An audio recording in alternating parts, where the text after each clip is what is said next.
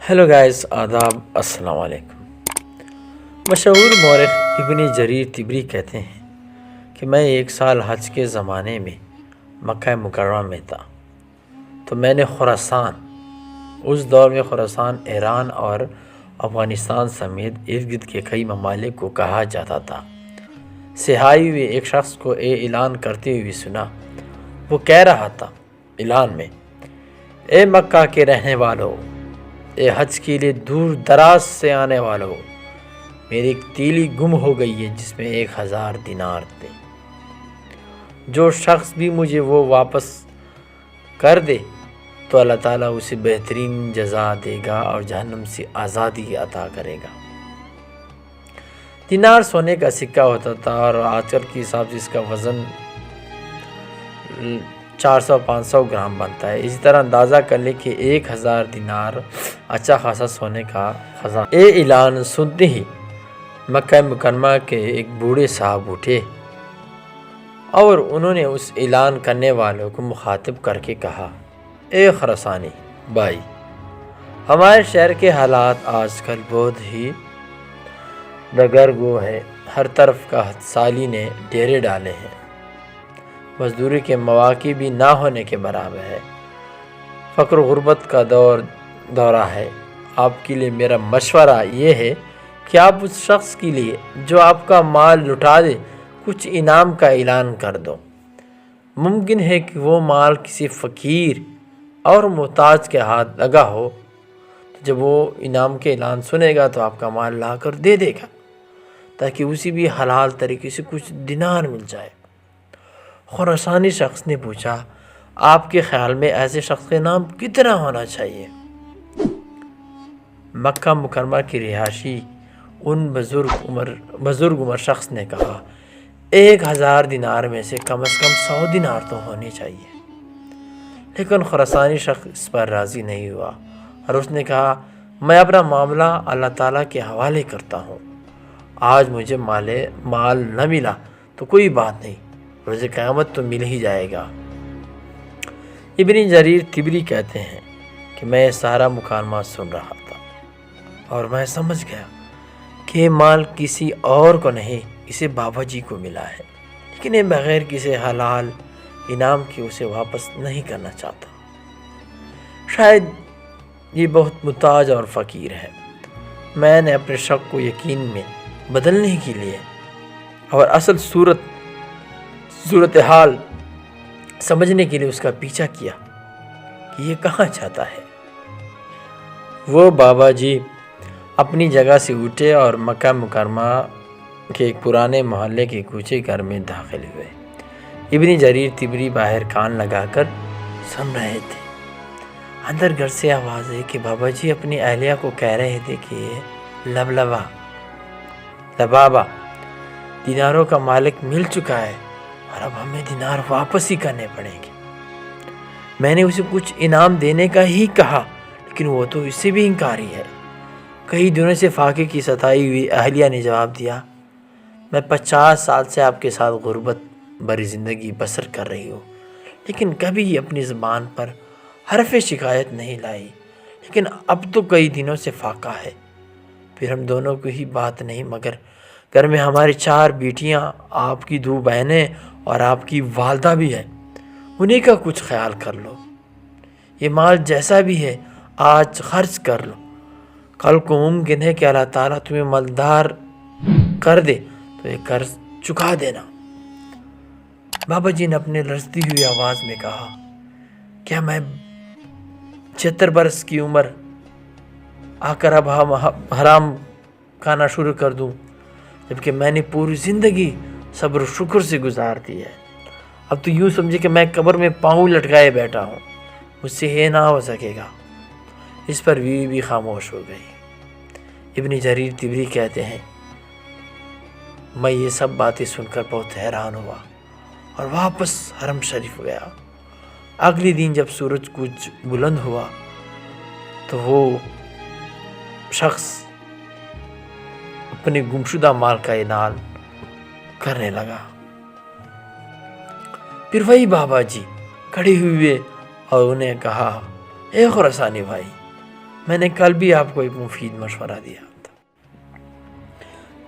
اگر آپ 1000 دینار میں سے 100 دینار نہیں دے سکتے تو 10 دینار ہی دے دو، تاکہ اگر کسی غریب فقیر محتاج کو آپ کا مال ملا ہے تو اس کا بھی کچھ بھلا ہو جائے۔ ابن جریر طبری کہتے ہیں کہ اسی طرح دوسرا دن بھی بیت گیا اور خراسانی شخص اس کا مال نہیں مل سکا۔ جب تیسرے دن کی صبح ہوئی تو پھر وہ آ کر اپنے گمشدہ مال کا اعلان کرنے لگا جسے وہ پہلے ہی دن کر رہا تھا۔ اب وہ پھر وہی بابا جی کھڑی ہوئی اور انہوں نے کہا، خراسانی بھائی، میں نے پرسوں آپ کو 100 دینار انعام کا اعلان کرنے کا مشورہ دیا تھا، لیکن آپ نہیں مانے۔ کل 10 دینار کا مشورہ دیا، اس پر بھی آپ نے انکار کر دیا۔ چلو 1 دینار انعام کا ہی اعلان کر دو۔ ممکن ہے کہ جس غریب کو مال ملا ہے اس کے گھر میں کئی دن سے فاقہ ہو، تو وہ 1 دینار سے اپنے اہل و عیال کے لیے کچھ کھانے کا ہی انتظام کر لے گا۔ خراسانی شخص نے پھر بڑی تنگ دلی کا مظاہرہ کرتے ہوئے کہا کہ میں 1 دینار بھی دینے کے لیے تیار نہیں ہوں، اپنا مال لوں گا تو پورا لوں گا، ورنہ روز قیامت ہی فیصلہ ہوگا۔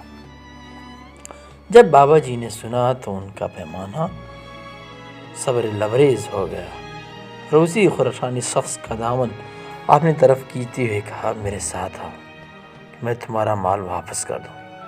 اللہ کی قسم، جب سے یہ مال مجھے ملا ہے میں ایک پل بھی سکون کی نیند نہیں سو سکا۔ ابن جریر طبری کہتے ہیں کہ میں بھی چپکے سے ان کے پیچھے پیچھے چل دیا۔ بابا جی اپنے گھر میں داخل ہوئے، دینار لیا اور باہر نکل کر وہ ساری دینار اس خراسانی شخص کو دیتے ہوئے کہا، اللہ تعالیٰ مجھے معاف کر دے اور اپنے فضل سے ہمیں رزق عطا فرمائے۔ جن کے پیچھے گھر سے رونے اور سسکیوں کی آواز صاف سنائی دے رہی تھی کہ سب کئی دن سے فاقے اور بھوکے تھے۔ اس خراسانی شخص نے تسلی سے اپنے دینار گنے اور روانہ ہو گیا۔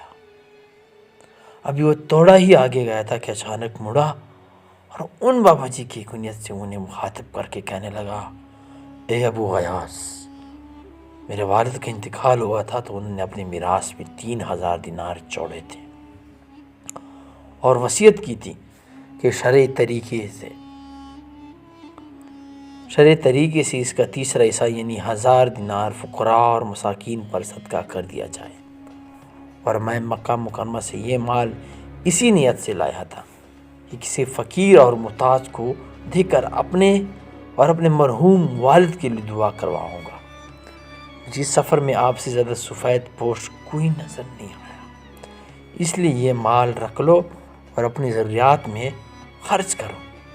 یہ سن کر ابو غیاث کی آنکھوں سے تشکر بھرے آنسو ٹپکے اور انہوں نے خراسانی شخص اور اس کے والد مرحوم کو خوب دعائیں دی۔